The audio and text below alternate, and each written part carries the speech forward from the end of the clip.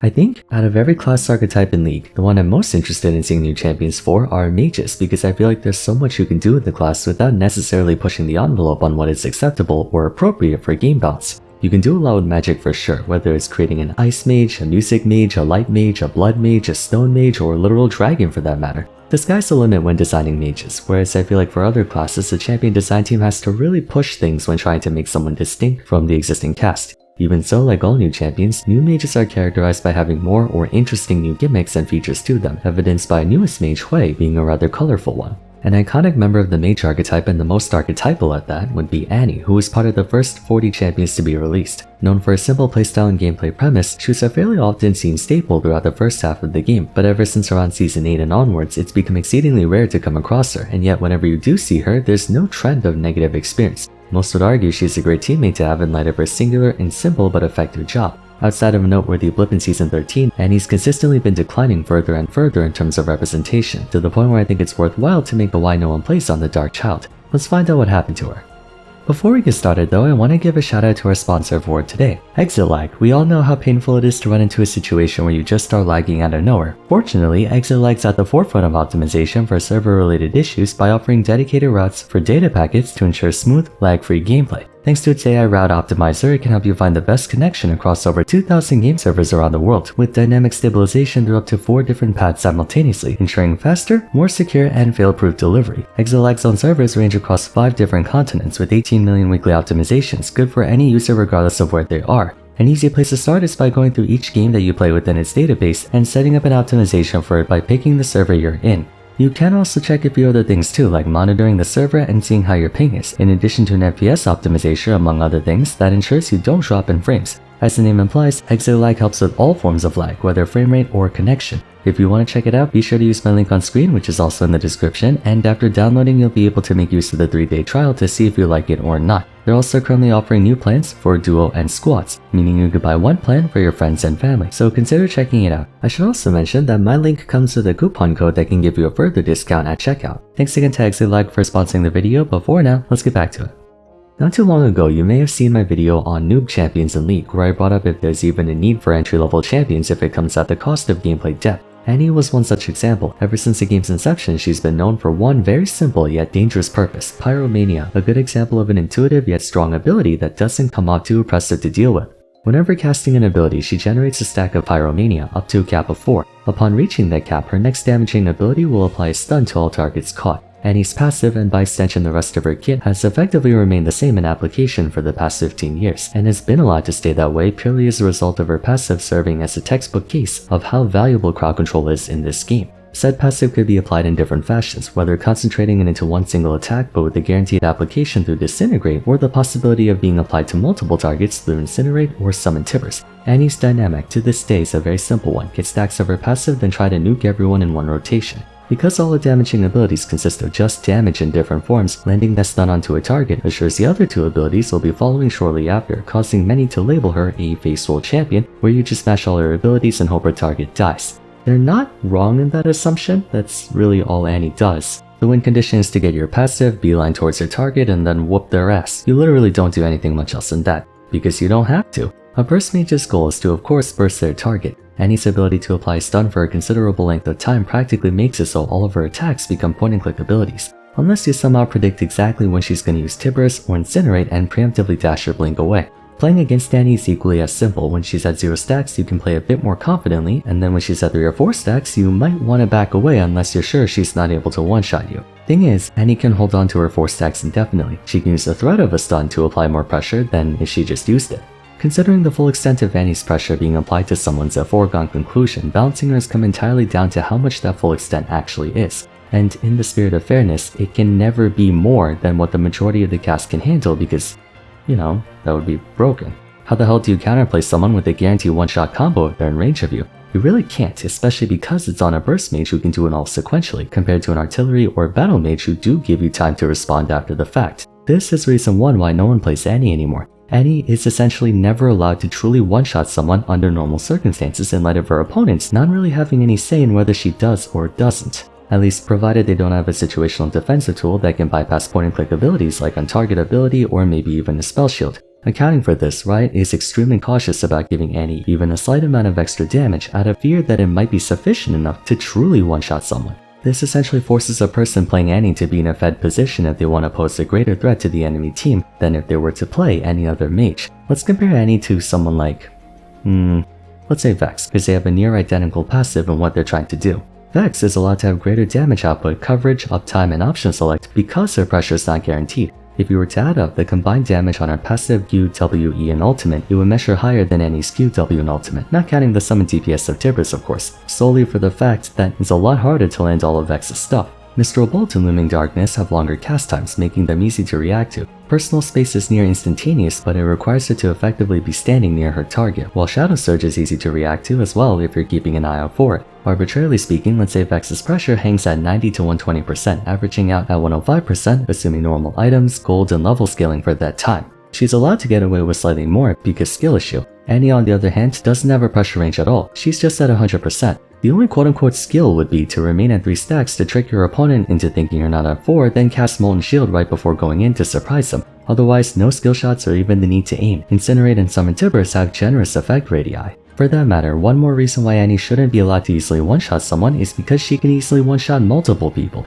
In the case of a burst mage like Syndra, people often complain she one-shots too easily given her ultimate's a point and click with an insane damage ceiling. The reason for that is because she can only really threaten one person. Sure, her Q, W, and E are all AoE abilities, but with the burst combo being concentrated on one target, they give her more potential burst since they know it's only ever going to threaten one person. This happens to be why assassins feel like they can kill you 3 times over in one rotation. They can only really focus on one person. So when you take a champion like Annie with not just guaranteed burst damage but guaranteed AoE burst damage, it's damn near impossible to find a middle ground solution where the Annie player is allowed to one-shot someone while the opponent's given ample opportunity to mount a response, and so they have to constantly keep her just barely able to one-shot someone, which means for you to actually one-shot you have to be fed, punishing you for essentially going even. Now I understand damage isn't the be-all end-all. Part of what makes Annie a champion any team would love to have is because an instant AoE stun simplifies team fights and skirmishes. As I've said, crowd control is a valuable tool in and of itself, but unless you're playing with a duo partner who can capitalize on that, in the vast majority of games you can only rely on yourself.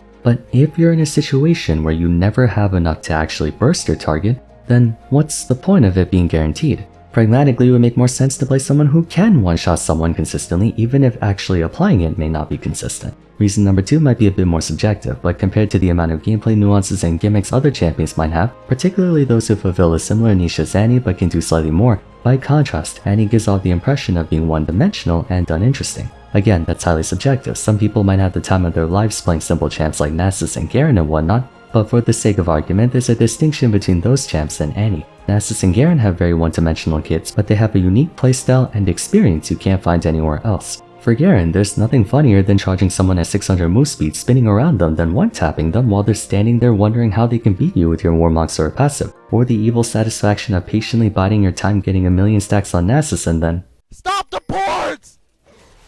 Stop the ports! Stop the ports! I repeat! It's gotta be stopped! Trundle! It's only Trundle, people! Stop the ports! Whoa! The cane must be stopped! Annie doesn't really have a unique experience. I mean sure, Flash Tibers is still a menace to society as it always has been, but so many other champions can do that. Wombo combos are everywhere in this day and age. To repeat from earlier, even if you're the type to enjoy a simple but effective playstyle, the key word is effective. We've established that Annie's constantly balanced to have barely enough to actually 100 to 0 someone, requiring you to be fed to do so. And not only that, but with there not being many ways for her to express her skill other than to just walk up to her target, it becomes easier for people to play around her as well. If playing a similar burst-oriented champion like Orianna, she may also struggle with not having much effective range, but there are ways she can manipulate the ball to make landing a shockwave easier or make it less telegraphed, among other things, like the team utility she provides. Vex can be a lot more proactive with her engage, having a semi-global ultimate to set up the fight. Lux also aims to one-shot her target, but she has a much greater effective range and can even snipe out far-away enemies. Capability-wise, most other mages appear to do more than what Annie can, without necessarily coming up short in what she can do as well. The mage archetype in its entirety is known for blowing up entire maps with damage and hard CC.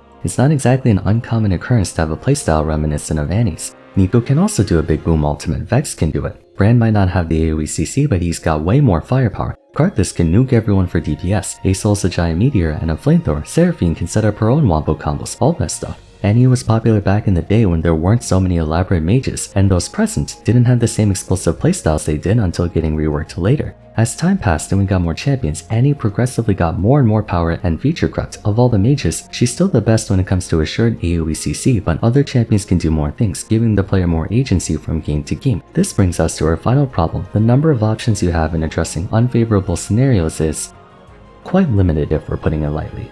Annie can't do much to pull herself out of a bad situation. She's one of the easiest champions to counter in the game because of this, not just in lane, but as a team and even as a playstyle. Annie's effective range is only about 600, giving her among the shortest threat ranges of any mage in the game. Furthermore, she lacks any means to greatly increase that range in a short time frame. Molten Shield gives her a burst of speed, but if you see Annie walking towards you at near or full stacks, that alone's a tell that she's cooking up something. Any champion with a remotely farther attack radius, such as anyone who excels in neutral like Victor, Xerath, Lux, and Ziggs, can maintain a safe line of scrimmage against her, stepping back when she steps forward, constantly poking her in the process. As she transitions into mid-game, if the rest of the team excels in neutral and poke, such as an Ezreal ADC, top cannon, what have you, that problem just gets bigger and bigger. Another issue is that if a burst mage fails to one-shot her target, and once more, Annie's intentionally designed not to be able to unless her target's literally asking for it, anyone who can survive or dodge a key burst element of her rotation like Fizz, Malzahar, or Galio can make things exceedingly difficult for her. If the enemy team consists of multiple tanks or bulkheads who can shrug off even your full rotation, you're not gonna be of much concern to them, and if they have anyone with burst protection like Shen, Kindred, Milio, so on and so forth, that can exacerbate Annie's situation with no method of recourse available on her part.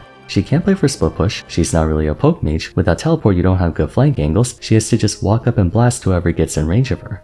The inverse can also be just as detrimental. Annie's greatest strength of imbuing any one of her damaging abilities with a stun is also the same way you shut her down. She has no on-demand stun. A champion like Hwei, Lux, or Orianna can hold on to their crowd control ability as a means of protection, a get-off-me tool if the enemy team were to ever engage. Annie, on the other hand, doesn't always have her passive up. If you engage on a zero-stack Annie, she doesn't have many options to safeguard herself against enemy fire, and Molten Shield isn't the best when it comes to pure survivability. Simply put, it's great that Annie can turn any one of her attacks into a stun, but that implies there will be times where none of her attacks are a stun. Basically, if you're put in a bad situation, Annie doesn't really have the ability to turn it around, whereas other mages might be able to through mechanics or quick thinking. She's too one-dimensional in a sense, even despite what Riot was trying to do with their abilities. A while back, they made it so the initial summon damage wouldn't be the main focus of Tibbers, rather the summon itself. You know, the whole Tibbers gets angry when you use Molten Shield, or after Annie dies, Tibbers goes apeshit and tries to kill the person who killed her. That was back in version 6.9 during the mage update, I think.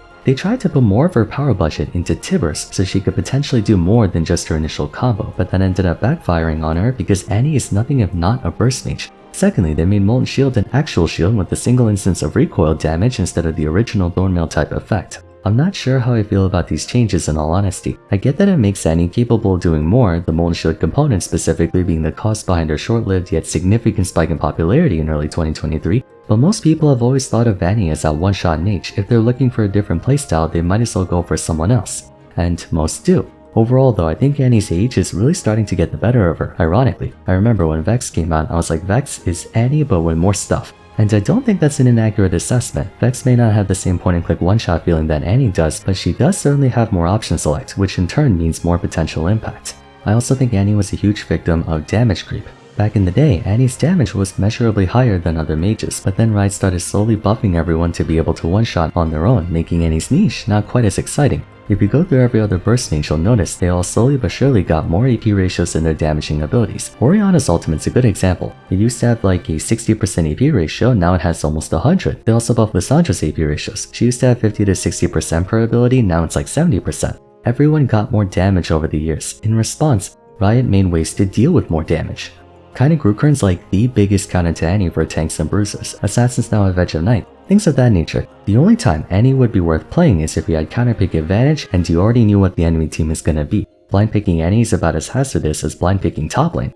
I think she needs a VGU, don't you? If you disagree, feel free to let me know in the comments down below. Also on the off chance if you're watching, Jared, hello, how you doing? For now though, if you enjoyed the video, a like and subscribe would be much appreciated. Don't forget to follow me on Twitter at Vars, join my Discord server, and check out my other Why No One Plays episodes if you haven't yet. Until next time, thanks so much for watching, and I look forward to seeing you again soon. Take care.